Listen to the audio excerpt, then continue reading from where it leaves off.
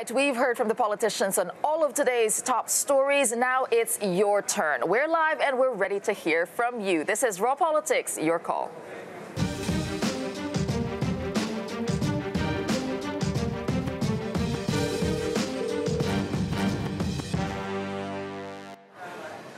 Welcome to Thursday's edition of Raw Politics, Your Call. Three great topics for you as usual tonight. The first one, should racial stereotypes be banned in public? A Belgian carnival parade has been slammed for having a float with caricatures of Orthodox Jews in it. Now, they say they don't intend to cause any offence. In actual fact, the parade itself is based on caricatures. But should racial profiling, racial stereotyping actually be banned in public, particularly given that anti-Semitism is on the rise in Europe? Topic there. We had an interesting discussion earlier on Raw Politics there. All right, the second question we're asking you is, does Europe need gender quotas? Now, we're just days away from International Women's Day, and obviously gender balance is on everyone's lips here. And the Greens have been asking other political parties to reject this all-male nominee list for the top EU finance jobs. I mean, still, there are a lot of men here at the European Parliament, but is the way to solve this problem of gender inequality to have quotas? What do you think? Let us know. And we've been talking about that for a long time, so maybe now is the time to have quotas. And here in Brussels, should politicians actually be in control of Europe's time? Because MEPs have voted to end the biannual clock change. So member states will, by 2021, have decided if they want to stay in summertime or in winter time. But is this just going to cause chaos? And is it just another layer of bureaucracy from Brussels? Summer for everyone doesn't sound so bad. All right, you know how to get in touch with us. There are many ways to get in touch. You can call us for free. The number is 00800 33337 002. Our team, Victoria and Philip, they're waiting for your call. And we're also on social media on all of the platforms. Use the hashtag Raw Politics. In fact, I have two phones here waiting for you to send your comments in, and you can also find us on Skype. And of course, two of our great guests, Tom Waits, the Austrian MEP with the Greens, and Arminda Karnani, one of our regulars here, who's Director of Insights with Friends of Europe think tank. They'll be here to talk to you as well, so do get in touch. All right, before we talk to them, though, let's get all the latest headlines from our team in Lyon with Toke Salako. Hello, Tessa and Shona. Our top stories tonight. A new Human Rights Watch report says Iraqi and Kurdish authorities have been torturing children fleeing from the decline of the so-called Islamic State in order to extract confessions that connect them to the terrorist group. The report says the young detainees are often sentenced to prison in hasty and unfair trials, ignoring the norms of international law that recognises children recruited by armed groups as victims.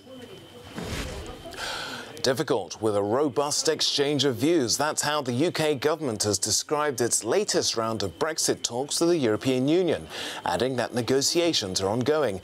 The EU's chief Brexit negotiator, Michel Barnier, also acknowledged the difficulties that have come to the negotiating table after meetings with the UK Attorney General, Geoffrey Cox. France has unilaterally unveiled plans for a new tax on global internet giants like Google, Apple, Facebook and Amazon. Dubbed the GAFA tax, the proposed levy will impose a 3% tax on digital companies with global revenues above €750 million and above €25 million in France. The government claims the tax will raise as much as €500 million a year. Those are our top stories. Now, back to Tessa and Shona in Brussels. All right, thank you for that, Tokes. And just to remind everybody, the three questions we're asking you to call in about tonight. The first one is, should racial stereotypes be banned in public? We're talking about that because there was a carnival here, a caricature carnival, in fact, here in Belgium, that is causing quite a lot of controversy. There were some floats that were deemed anti-Semitic. They say they meant no offense in any of those. All right, the second question, does Europe need gender quotas for top jobs? Gender balance, gender equality, this has been a topic we've been talking about in the lead up to International Women's Day, but are quotas the way to go about solving the problem? Third question, should politicians be in control of Europe's time? This is, of course, because MEPs have just voted to end the biannual time change by 2021. So each EU country can choose whether they want to stay on perpetual summer or winter time. Will that cause chaos? I don't know. What do you think? Call us. Perpetual summer for me, I think. I like that. So we talked about this earlier and got quite a bit of reaction on Twitter. Should racial stereotypes be banned in public? And it's specifically about about this carnival in Belgium. Now, the carnival itself is a carnival of caricatures, so I think it's very important we make that point. Yeah. But when you look at the footage from it, the caricatures of Orthodox Jews, very anachronistic. You can see, at least on their own, that could be offensive. I just wanted to say to our viewers who don't know about this carnival, you can go on Twitter, use the hashtag ALST, A-A-L-S-T, Carnival, C-A-R-N-A-V-A-L, and you'll find a lot of images, videos, so you can check that out and then call us and tell us what you think. Jarminder, we were talking about this earlier, Indeed. okay? And obviously, when you look at the footage, you wince straight away. In fact, it's quite, gobsmacking, really. Absolutely. But it is a festival of caricatures, and it is a satire in the extreme. So therefore, should we not just take it for that? Or really, should these things be banned? Okay, I think it's really complicated, obviously, but I think you can't seek refuge in caricature or calling it a festival and underlining it's about caricatures and get away with what they're doing. And I think in the 21st century, in 2019, that we are the images, and it's not just about the Jewish caricatures. You saw Black Pete there, exaggerated blackface. You had images of men with the pointed cloaks and hats that looked like the Ku Klux Klan.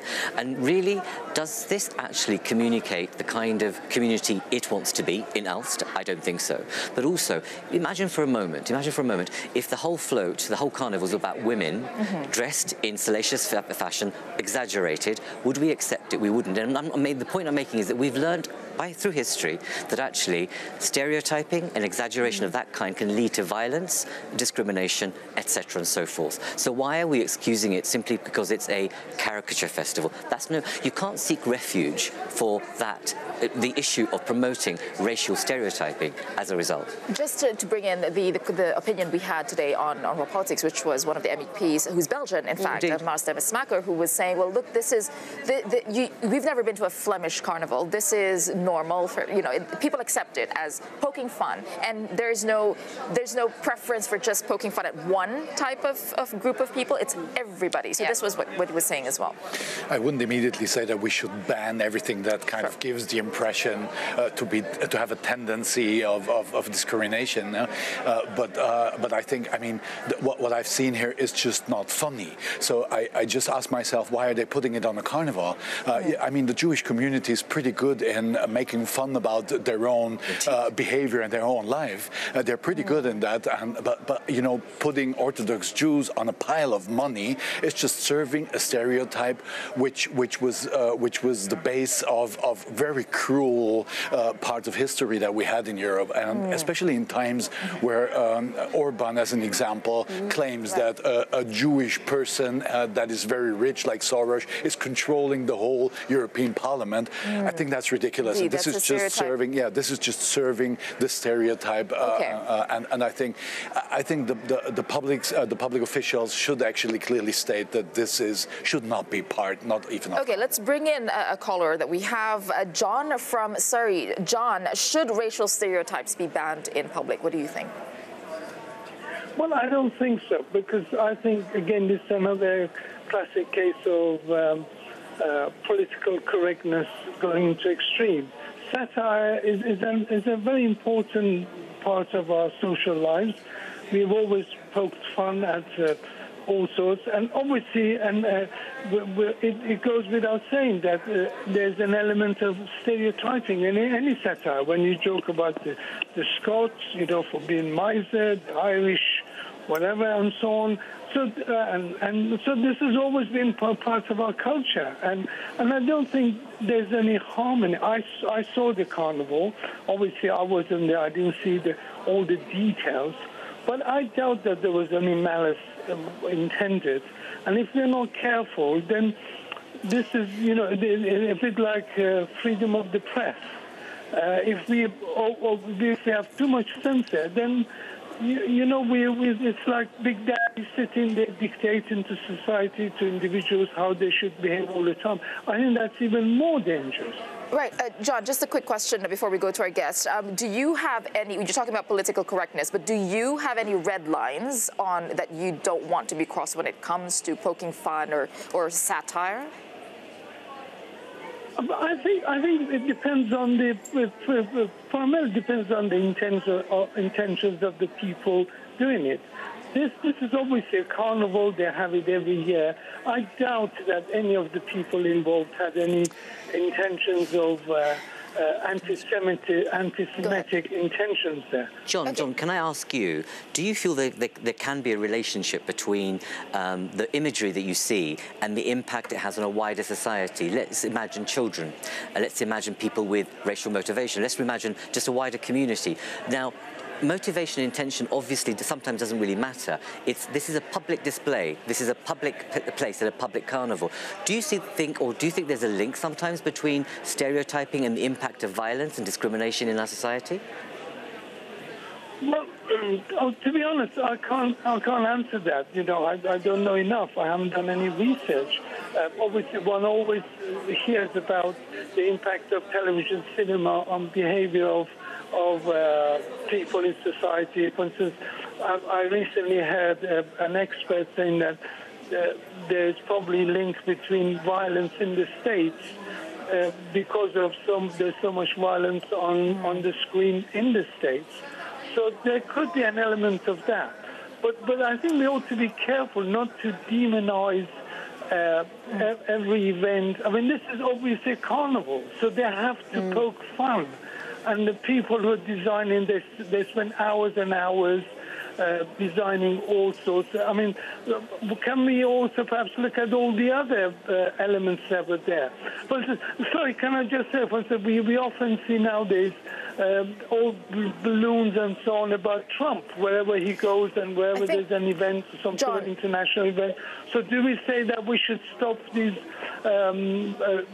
these blown-up balloons of Trump because there's a danger that people want to assassinate Trump and that sort of thing? Tom, I suppose one of the main points that John was talking to there was intent. Now, is that something you can hide behind by being offensive? Oh, I didn't mean it. It's your fault, or you're too sensitive to take. Also, the response of the town was that intention was not to offend. They said that.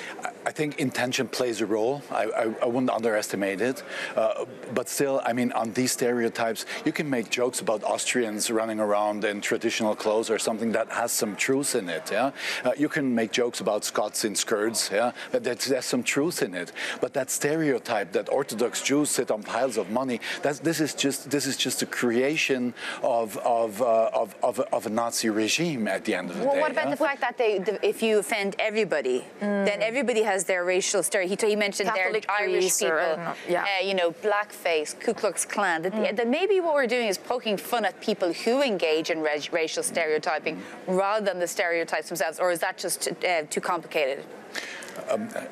I can follow it up to a certain point, but up to a point where I just think it's not funny anymore. Yeah? It's about carnival, it's about making fun, and that's just not funny. Yeah? It's reminding me on the darkest times that we had in Europe, and I think that just goes over a red line. This is a red line for me. Yeah? Can I just add that I don't think intention or motivation matter, right?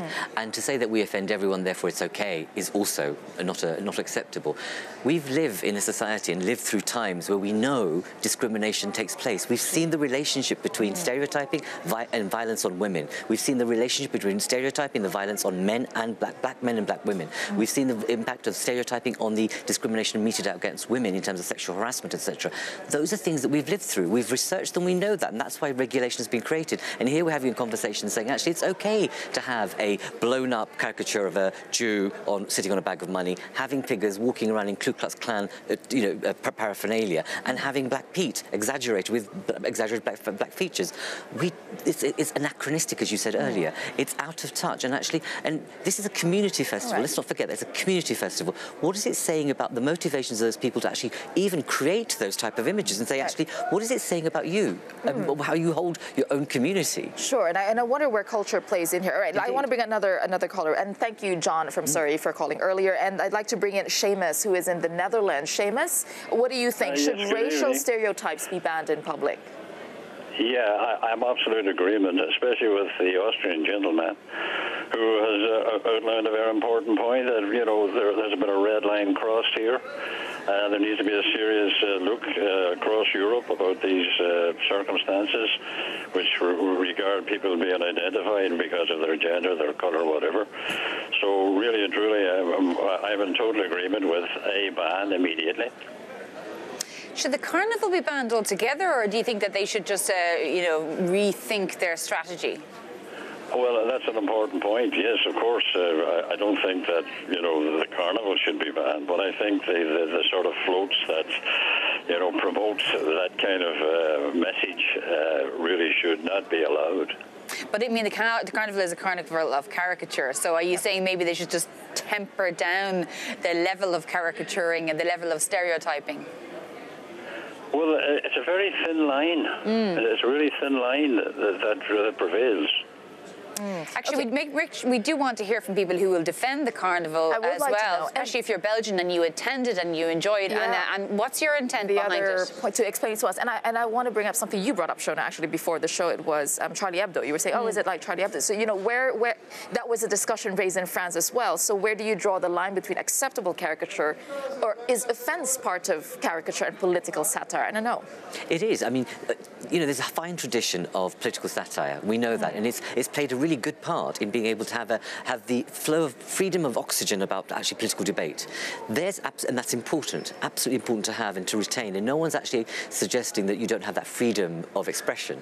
But this is about the implications of using racial stereotyping, which we know has an impact on people's perceptions, actions, and behaviour. We've lived through, 100 years of this happening, if not more. And so actually, it's time to get real about it. That's all. But it's not to actually say you ban or outlaw political satire. Sure. Tom, when you hear from people who are sort of, I guess, populists, for want of a better term, you often hear that part of their position is, the nanny state, or that they've been told, how to feel, and political correctness gone wrong, and they feel sort of subjugated in that way. So are we going to stop people from being able to express themselves to the point where they just feel quite suffocated? Well, I think satire is there to express things or meanings or points of views that are there in society, and sometimes it helps to actually create a discussion around it. Yeah? It helps to create a critical discussion on these points. But I think if you just walk that line down on fueling ridiculous stereotypes, this is not helping a political debate at all. This is just helping, I would say, radical right-wingers to say, well, look, I mean, they're even showing it here in the carnival. Why is it wrong for us to... it becomes acceptable. Yeah? But I think what's interesting here is because what we saw that have been found as offensive in that carnival has a lot of history. Because, in the past, I was looking at the UNESCO site, there were men dressed as women making fun of women, so there's another issue. But here's a lot of history. All right, we're going to go to a short break, but I'd like to remind our viewers on what the questions are. So first question, should racial stereotypes be banned in public? This is in relation to what we've been talking about on the carnival. Second question, does Europe need gender quotas for top jobs? Is this the answer to solving the gender inequality? Third question, should politicians be in control of Europe's time? Perpetual summer, perpetual winter. Which one's for you? I know. And yeah, you can call in. All the details are on your screen. We'll be right back.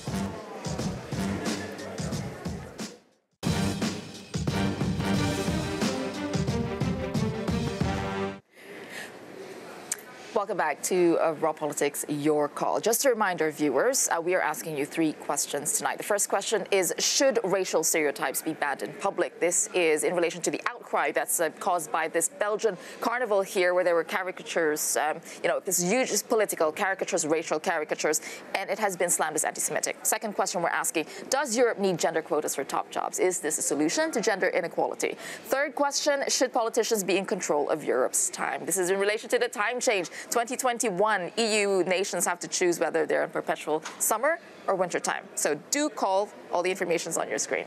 So, of course, that festival we're talking about, the Festival of Caricatures, first of all, so it's not just Jewish people who are caricatured in such an offensive way, it's very many other people. The mayor of the local town said there's no intention to cause offence, and the carnival itself is UNESCO protected. There's longevity and history there. It is, and heritage even. Just to give context to that, it is listed under the intangible cultural heritage of humanity. And we had an MEP earlier on the Raw Politics show who was saying that this is a part of culture. Like Belgian if you go to Flemish carnival, this is for them. It's not shocking. So there's that. And UNESCO did send us a reply. We got in touch with them, and they said UNESCO condemns the racist and anti-Semitic representations at the carnival. This is not in the spirit of, it goes against the values of respect and dignity embodied by UNESCO. So they did come out with a statement on this specific I guess UNESCO would have to maybe go back and review whether or not those things remain protected. That is the question. Should UNESCO do that? Should they reassess? Absolutely. I mean, on the one hand... Not just UNESCO, everybody. No, but you know, this thing about seeking refuge in tradition and culture as being the basis for actually leaving things as they are. But we all know tradition and culture evolves. We don't live in aspect. Just imagine for a moment, actually, that less than 100 years ago, women didn't have the vote. Women, you know, it was okay to beat a black man. It was okay to sexually harass a woman on the street, for example. Was that culture? Is that the tradition that we lived in? Did we not do something about that? So things have evolved over time. And so I think the issue here is about reflecting society as it is and reflecting the social progress we've made to tackle issues of rights and responsibilities. Is it safe to say that some of the things that are unacceptable now were acceptable in the past, in fact? Well, many things were acceptable in the past, and we're very happy that we got rid of them. Rid of that, yeah, sure. And coming back to that concrete issue, where I mean, if we talked about men dressing up like women, this had the tradition, and there it is tackling a question which is actually debatable in society and which should be debated in society. It is referring to real taboos that we have in society, but the fact to create a picture of the so-called money Jew. There is no such thing of a money Jew. There's rich Jewish people, there's rich Westerners, there's rich white people, Indian people, all kinds of rich people. So you're just perpetuating and stereotype that is only creating negative impressions. We do have a caller on that, actually. Carlo, who's in the Netherlands. Carlo, do you think racial stereotyping like this at this carnival should be banned in public? Yes, I've been following the debate for a little while now, and I do not think that all racial stereotypes should be banned. Only those who have a negative connotation, only those who have a second agenda, if you want to call it like that. Well, who gets to decide what's a negative connotation, though, Carlo? People can be offended for different reasons. Well, I think also you should make a little separation there. I mean, if there is no negative connotation intended, then maybe those people who take offense should maybe look into the matter a little bit more. It should be explained that there is no negativity intended. Because some of those racial stereotypes are maybe also a little bit more of a celebration of the cultural diversity that we have. And some other of the, how should I say, the racial stereotyping also might seem as that, but they are actually more of a development of our culture. For example, this one of your panel members spoke about black teeth, which is actually not a racial stereotype, but it's more of a development of a cultural aspect of Krampus, which is very well known. Because in the Netherlands, there is black Pete, isn't it? Yes, we have, but it's perceived as a very positive person. For example, myself, I grew up with the concept of St. Nicholas and black Pete. And they are both considered as what we call but actually there's my question. Come and bring the presents. Yeah, Carlo, you're saying that black Pete is very positive, but actually when someone else with a different background sees that, it becomes offensive. So how do we... But these people need education, I think. They should look into the matter a little bit more. Would you not, I mean, it's a question to you, actually. We've had research across the world, I mean, especially in Europe, where we've known that having stereotypes of certain kinds, so there are situations where you have toys which are necessary, we have quite stereotyped, for example, which overblow the imagery of black people. And there are situations where children in school have been bullied and racially harassed and called names because of that toy or because of that imagery. And that's where, you know, where do you draw the line, for example, where we know there's a relationship between racial stereotyping and the views and perceptions that children and people actually accept and grow and learn to behave in a certain way towards others, and therefore ultimately leads to deciding whether you actually employ someone or you don't, or you treat someone differently or not. And that, there's a huge implication between racial stereotyping and our values and our value system. Isn't there an issue there about what do you find acceptable when you say certain racial stereotypes are okay? That's different to, we know that, as the black and Asian or gay community or the women's community are able to laugh at themselves. There are television programs across the world that are really very much funny and about taking the piss out of themselves, if you like. But that's different. That's about progress and about confidence. That's about them being able to define that space. But when your space is not being defined by you... But do you agree with... Sorry, go ahead, Carlo. Oh, yeah, I'm sorry, but yeah, like you said, you make a good point, but then again, as you say, children might do this, but they are in the process of education and growing up. And I would certainly hope that as a child grows up, that he becomes a balanced, well-informed adult who makes a much better decision. And so, Tom, what do you think about, because the Black Pete, this is really interesting discussion, because again, we had, for the Belgians, for the Dutch, it is a very different thing for them, and it could be positive, as Carlo is bringing up. But again, it depends on who's looking at it. So where do we draw the line? The caller also referred on Krampus, which is very prominent in Austria, and I don't know if it's a very positive figure, because the Krampus is the one beating you up if you were a bad guy, or if you did wrong. But if you did right, you get some apples or oranges from St. Nicholas. So people, children are actually really scared of Krampus. But Krampus is not linked to black community in Austria at all. But still, I see a difference there. On one hand, this is a black person or a colored person, and this is it, and you overdo it in a way. But then that pictures of Orthodox Jews sitting on piles of money, this is actually transporting a whole conspiracy theory. This is transporting a whole image of the rich Jewish community running secretly the planet. So are we entering the realm of specific issues, actually, when we're talking about this carnival? I don't know. Well, and I mean, they're referring to a conspiracy theory image. And this goes much further than just overdoing a black person or Carly, what do you think about that? Would you like to respond? Well, what he just said, then I have a counter question. How does this person...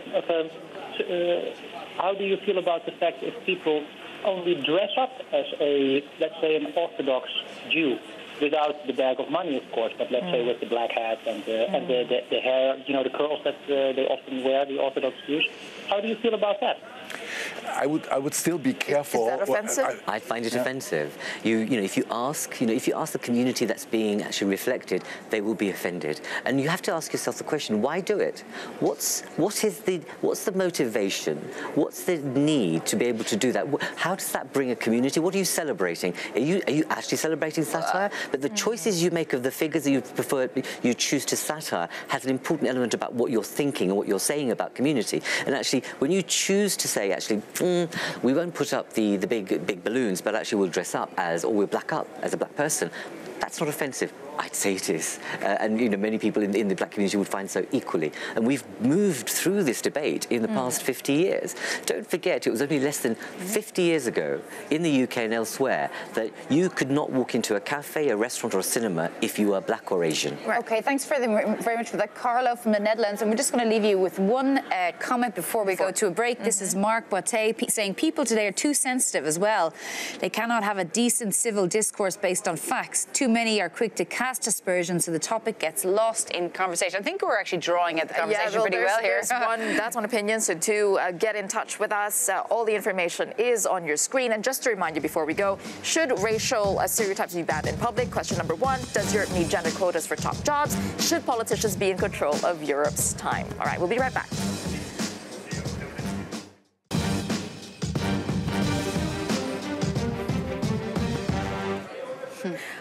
Welcome back to Raw Politics, Your Call. So just before the break, we had a caller when we were talking about should racial stereotypes be banned in public, and we'll continue that conversation here with another caller. Yeah, Jean from Cambridge in the UK. Jean, should these racial stereotyping be banned, or is it a bit PC, gone mad, as they say? Definitely banned. Yeah, I think it's totally offensive, and especially considering.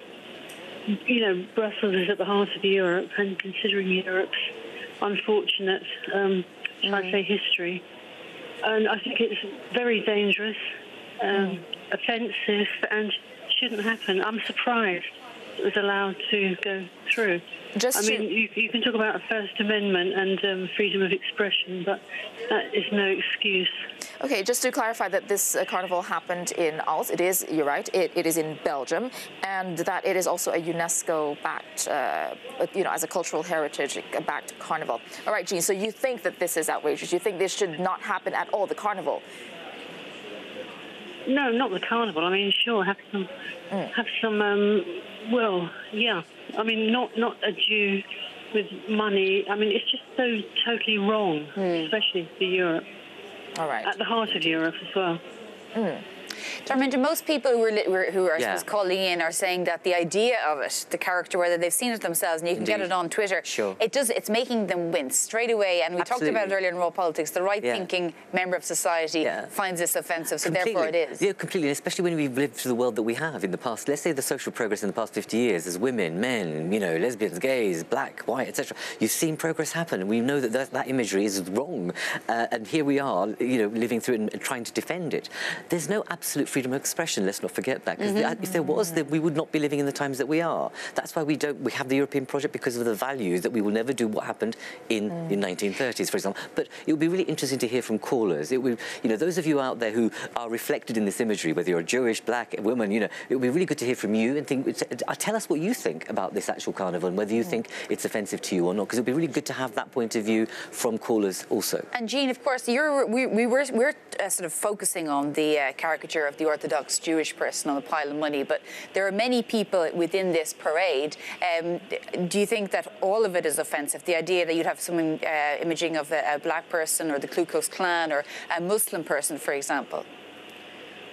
Well, why do people even have to go there? There's enough culture about, isn't there, surely, Precisely. that you don't have to be totally offensive. If I was Jewish, which I'm not, I'd be so upset and I'd be, amazed that it's allowed to happen.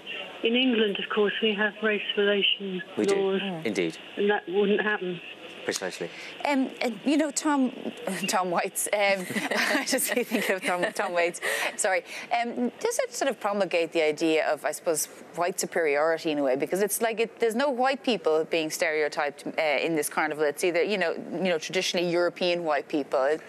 I would actually welcome that. Well, I mean, I think they have maybe they have some drunken Irish. I don't know. Okay. We can never miss out the context of history. In Austria, this would be simply forbidden by law. It's not allowed to transport such stereotypes in a public event. It's simply forbidden, and this also refers to the history that we have. I mean, my grandfathers, and maybe not personally mine, but of my Austrian fellows, were co-responsible for killing more than 6 million of Jewish citizens. So just remember that, and I think we also have to see that context. I think that also counts for a colored person or for a black person. There is a really cruel history, so I think we shouldn't make jokes about that. And I think that we should differentiate there. It's not about freedom of speech. You can make jokes about all kinds of people. And I also wonder, this community, suddenly has been catapulted into the public glare, and I can well imagine that, there are well-meaning, decent people that actually have the right value base, but actually you have this thing which is predominantly made up by white guys who pull together the festival. Exactly. You have a mayor, you have the others that actually say, this is a good thing to do, we'll dress up as women, we'll do this, and actually it's fine. But actually they're completely removed from the reality of society and actually how we make sense of ourselves and the social progress it's made, saying it's a bit of fun. In relation to specifically the caricature of the Jewish men, do you think that this is also a result of almost like a collective ignorance now, as we move farther and farther away from the Second World War and what happened back then? Do you think that there is that as well, that there's less, you said your grandfather, education or just connection to what happened in the past that makes this less, I don't know. I wouldn't think so. I think there's just a lack of sensitivity that led to that. Where is that coming from then? Well, probably ignorance, probably just maybe also a lack of knowledge about history, yes. Sure. And maybe also a lack of a certain sense where society developed to and where it went to. And this was funny in the 30s in Germany, but it's not funny nowadays anymore. So I think, I don't think it's ignorance. Come on, you look at the images. Look at the images. They are so specifically constructed. These people must have known. You must have known what they're doing. And actually saying, that we won't get into the public domain here. It will just, as it does every year, it kind of quietly passes, and suddenly people have spotted it. There is an issue here that, despite intention, there was, because you would not have created the types of caricatures that you did on those floats that clearly demonstrate racial stereotyping. Right. And I think, in the public context, we live in a public discourse right now where 3 weeks ago, you had the swastika painted on the crematoriums in Paris. You have a really interesting but also sad narrative from the east of Europe, from strongmen leaders who are castigating people who are gay, who are black, so who are migrants. Happening at the time that we're in now makes it even more sensitive. We're living in that public context, and actually we ought to be careful about how we deal with this situation. Sure, I mean, that was a conscious provocation, that's clear. Provocation, that's another way of putting it. All right, we will go to a short break, but before that, let me remind you. So we're asking you, should racial stereotypes be banned in public? And second question, does Europe need gender quotas for top jobs? And third question, should politicians be in control of Europe's times? You can call us in on the other topics as well.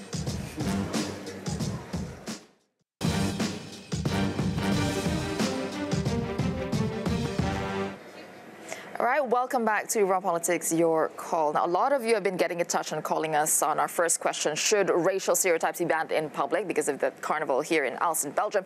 But now we want to talk about our second topic. Well, Darmendra really wants to talk about it.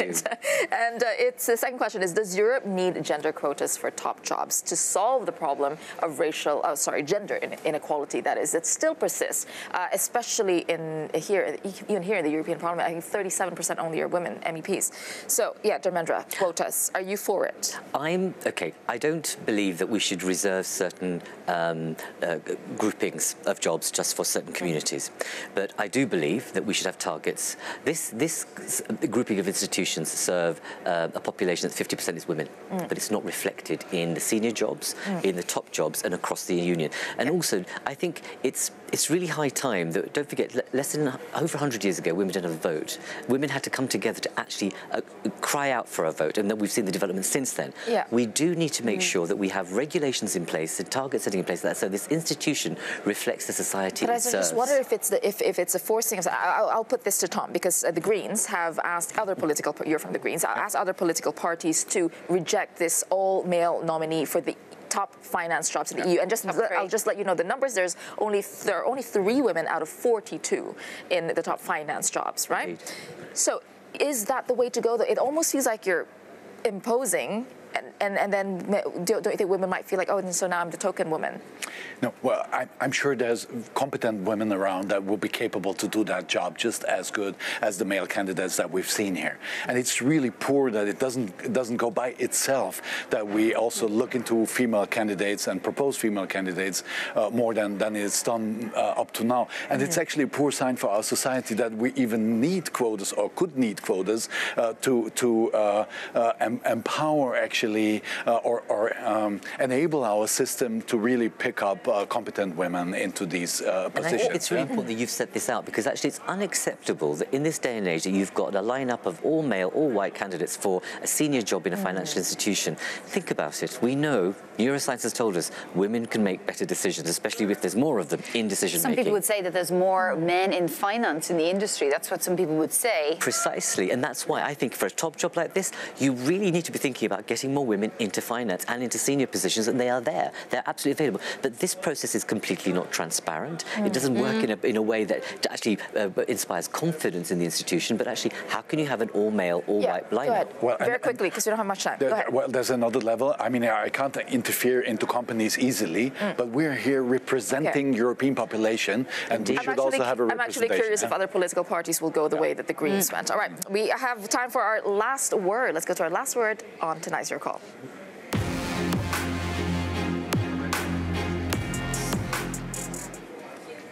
This is on our first topic on the racial stereotypes, whether it should be banned in public. I just want to read from the Coordinating Committee of Jewish Organizations of Belgium and the Forum of Jewish Organizations. They issued a joint statement commenting on that carnival. They said, the Jewish community naturally accepts humor. This is very important to society, but there are boundaries that cannot be crossed. And I think this was a point that was also raised in this panel here. All right, thank you very much for joining us tonight, and join us again tomorrow. or the week after next.